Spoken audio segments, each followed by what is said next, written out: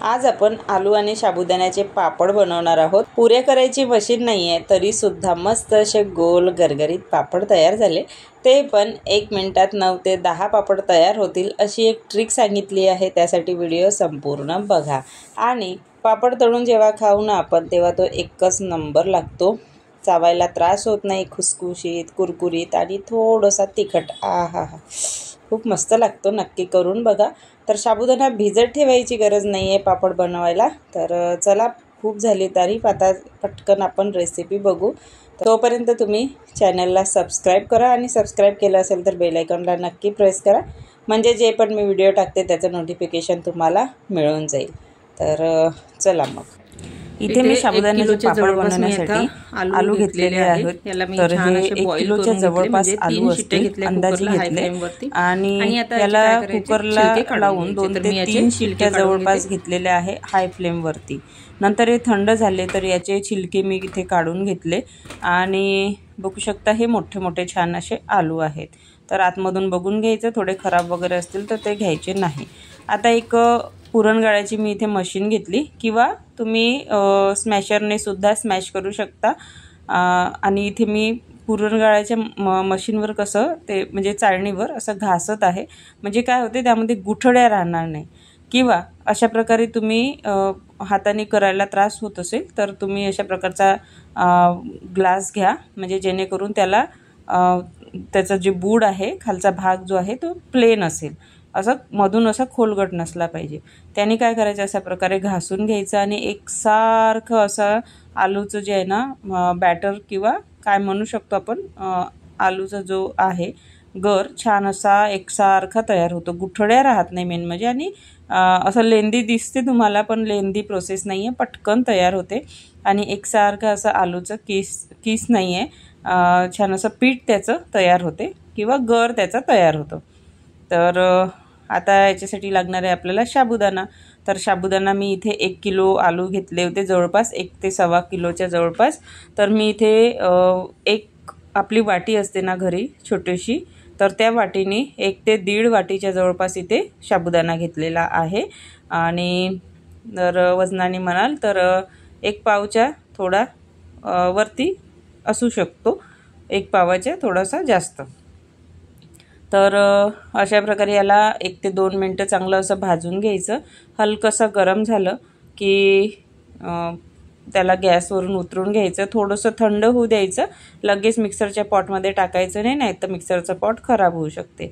आता थोडंसं थंड झाल्यानंतर मी मिक्सरच्या पॉटमध्ये टाकलं आणि याला एक अर्धी बॅचने चांगलं ग्राइंड करून घ्यायचं। तर इथे साबुदाणा भाजत असताना आपल्याला खूप जास्त असा भाजून नाही घ्यायचा आहे, म्हणजे डाग वगैरे पडले पाहिजे त्याला, असं वगैरे नाही। आता ग्राइंड करून झाल्यानंतर हे छान असं चाळून घ्यायचं आणि जे जाडसर पुन्हा आहे ना ते मिक्सरला तुम्ही इथे फिरवू शकता। तर शेवटचं राहिलेलं राहते ना तर ते फेकून नका देऊ आणि नाहीतर मग चिमण्यांना टाकून द्या, नाहीतर मग ठेवून द्या थोडंसं। साबुदाणा जेव्हा भिजत टाकाल ना तेव्हा तुम्ही ते सुद्धा भिजत टाकून द्या, छान असं मुरल्या जाईल।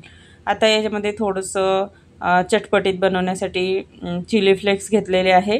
तुम्ही यामध्ये हिरव्या मिरचीचा ठेचा वापरू शकता, पण मला असं वाटते की हिरव्या मिरचीचे जे आपण वापरतो ना तेव्हा ते तळतो तर काय होते, सर ठसका लागते मला असं वाटते। त्यामुळे तुम्ही चिली फ्लेक्स यामध्ये तुम्ही वापरू शकता किंवा तिखटसुद्धा वापरू शकता। थोडंसं जिरं घेतलं, नंतर मग ऑफकोर्स चवीला मीठ। तर इथे मी उपवासाचं सेंधव मीठ घेतलेलं आहे। तर खूप तंत किंवा चवीनुसार नका टाकू, कारण की हे पापड जे आहे वाळवण्याच्या पदार्थामध्ये थोडंसं मीठ कमीच टाकायचं, वाळल्यानंतर आकुसले जाते, त्यामुळे तंत जर मीठ टाकलं तर खारड होऊ शकतात पापड। आता इथे उंडा छान असा मळून झालेला आहे, बघू शकता मी इथे पाण्याचा बिलकुल वापर केलेला नाही आहे।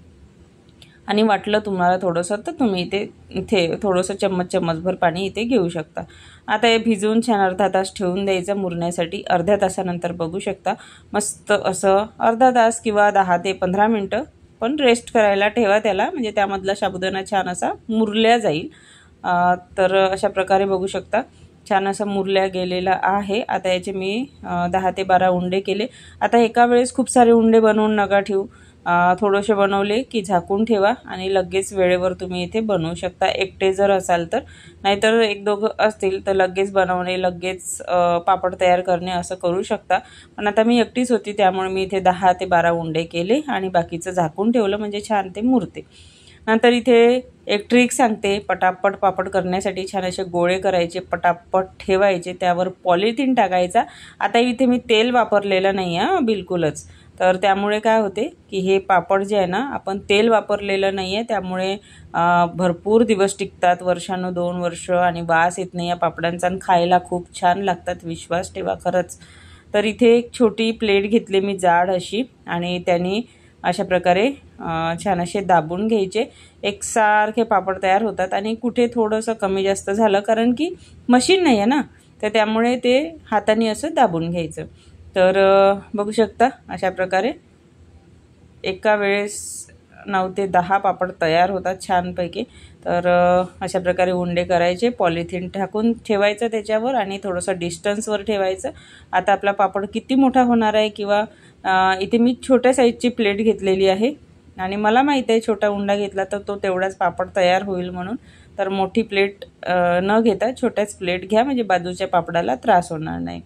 तर बघू शकता अशा प्रकारे पापड तयार करून घेतले. आता एक नेहमीचे आपलं कोळपाट घेतलं, त्यावर पॉलिथिन घ्यायची, छोटासा एक उंडा घ्यायचा आणि एका प्लेट त्यावर अशी दाबून घ्यायची, प्रेस करून घ्यायची, म्हणजे पापड एकसारखा तयार होतो.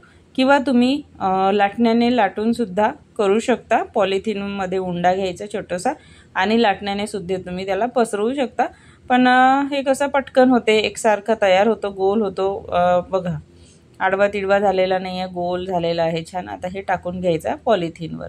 तर अशा प्रकारे मी हे पापड तयार करून घेतले आणि अशा प्रकारे सर्व पापड मी इथे तयार करून घेणार आहे. तर तुम्हाला कशी वाटली ही ट्रिक मला इथे नक्कीच सांगा बरं का. तोपर्यंत हे पापड तयार करून घेते मी. आता हे पापड सर्व तयार करून झालेले आहेत.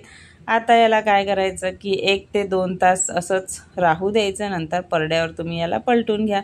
मी काय केलं की हे खाली गॅलरीमध्ये तयार केले, त्यामुळे हे मी आता 1 ते 2 तासानंतर वरती टेरेसवर नेणार आहे, कारण की मला मदतीला कोणीच नव्हतं. स्टँड नेणे, सामान नेणे थोडंसं त्रास होते, त्यामुळे गॅलरीमध्ये माझे छान अशी स्वच्छ जागा आहे आणि ऊन येते, त्यामुळे इथे मी गॅलरीमध्येच करून घेतले. नंतर 1 ते 2 तासानंतर थोडेसे सुकल्या गेले, त्यानंतर मी याला परड्यावर पलटी करून घेतलेले होते.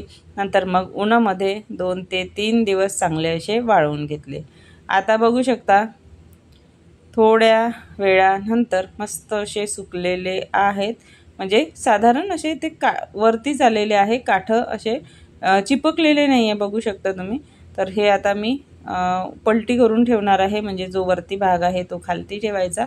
ऑफकोर्स जो खालती आहे तो वरती येईलच, त्यामुळे दोन्ही साईडने छान असे सुकल्या जाईल. आणि परड्यावर अशा प्रकारे टाकून घेते.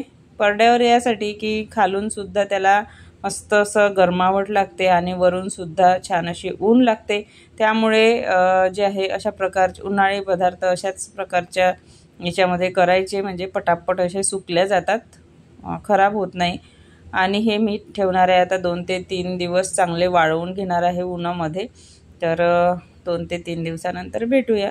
तर बघू शकता छान असे पापड आपले वाळवून तयार आहे. आणि बघू शकता आवाज नाही येणार तुम्हाला, कारण की इकडे मॅच चालू होती आणि खूप आवाज होता आमच्या घरामध्ये, त्यामुळे तुम्हाला आवाज नाही येऊ शकणार.